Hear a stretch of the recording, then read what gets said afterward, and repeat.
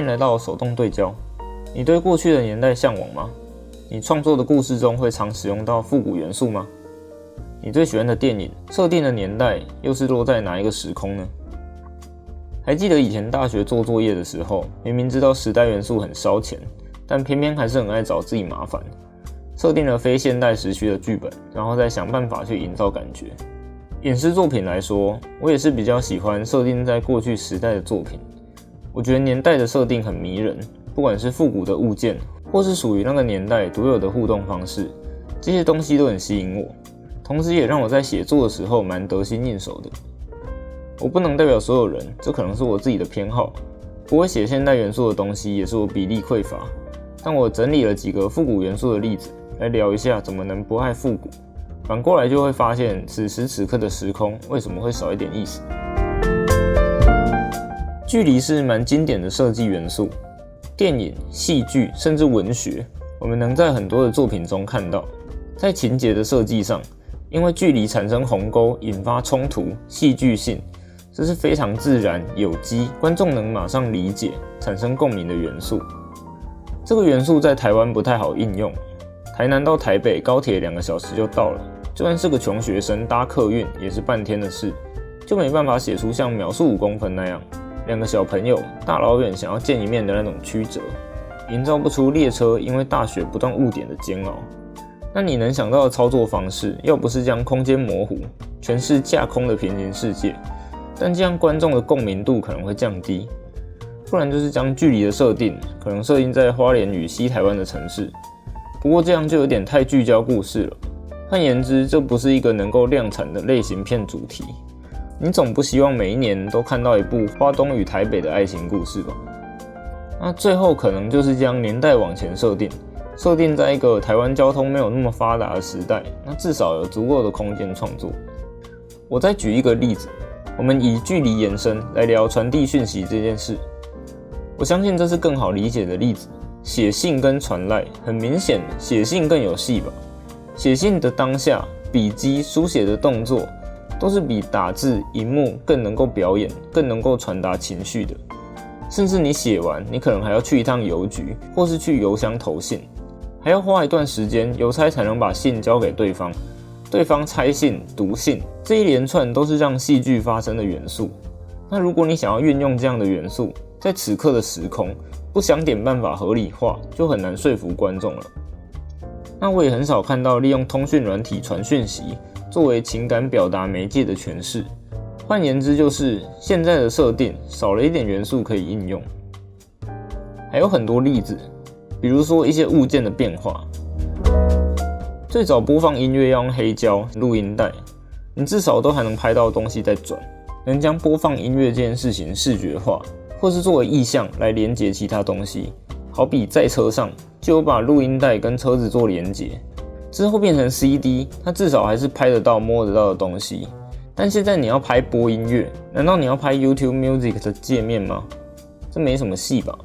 这边指有没有戏的意思，会有点像是说，我今天单纯拍一个风景，这时候有一个人牵了一只狗走进了画面，后者就会比前者有戏。打字也有分电脑的键盘跟手机直接打，拍出来给观众的感受都是差很多的。还有耳机，现在大多数人的耳机都是蓝牙耳机了吧？我们过去能看到很多作品上，看到2个朋友或情侣一起用有线耳机听音乐，那条耳机线就很像某种意象连接着彼此。今天如果换成无线耳机，这个意象就弱化了。还有打电话，在最早以前是转盘，后来变成直接按，步骤越来越简单，你能拍的东西也越来越少。现在滑开通讯录，拨号，这有什么好拍的？以前讲电话还要带电话卡去电话亭，现在人手一机，一样少了独有的互动过程。我讲这些例子，不是在说没有办法创作现代时空的作品，只是这样列举下来，应该不难看出，因为时代的改变人与人的互动模式，让创作能运用的元素减少，或者说这个时代独有的互动模式，在我的感受下缺乏一点味道。这不是贵古见今，千里共婵娟，距今约1000年。在能够书信往返的时代，在能够讲电话的年代，在能够视讯的现在，我们不会因为时空的跨度而无法理解，都能够共感这个看同一颗月亮的意象所传达的思念之情。但如果苏轼来到现在还写下千里共婵娟，恐怕就有点说服不了读者了。我自己最喜欢的年代应该还是我小时候90、00的那个时代，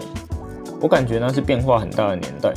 从小时候看着屁股很大的电视，到现在是液晶电视，用录影带看动画，中间还有各种的下载器来下载盗版片源，到现在有动画风串流平台，以前还会拿着电话卡去打电话，现在人手一台手机。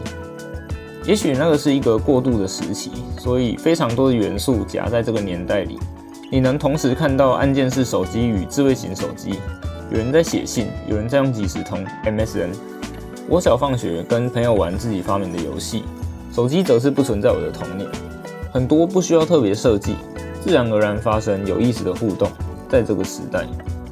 也许就是因为我成长在这个时代，所以特别对这些元素有向往，进而想要把它放到我的创作里。但撇除这些情怀，那些独有的物件跟互动，都是让戏剧自然转动的齿轮，是现代互动中很难达到的。我最喜欢的电影之一《情书》，你没办法想象将同样的故事摆到现在，能用怎么样的角度去诠释它？当物件变成现代科技，能怎么传达出同样的情绪？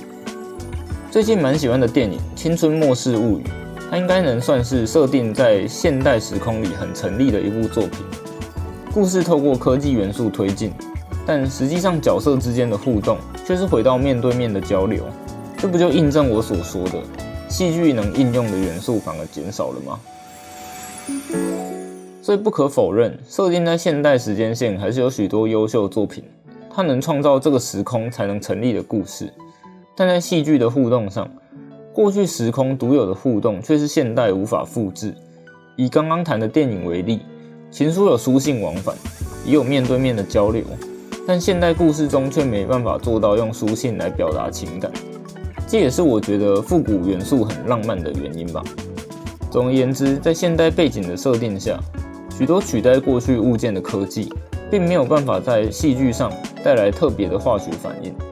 反而是复古的元素更能带来特别的感官体验，用不同的方式传递情绪与讯息。我认为这不是源自复古元素带来的陌生化体验，而是复古元素所带来的独特互动，有很大的操作空间，创造出很多可能性，又同时因为复古设定的陌生化，才让这些故事更迷人。所以还是那句话，你怎么能不爱复古呢？最后想问大家，你是观众，你会比较喜欢现代的故事，还是复古的年代？你是创作者的话，怎么样的年代设计是你觉得最得心应手的？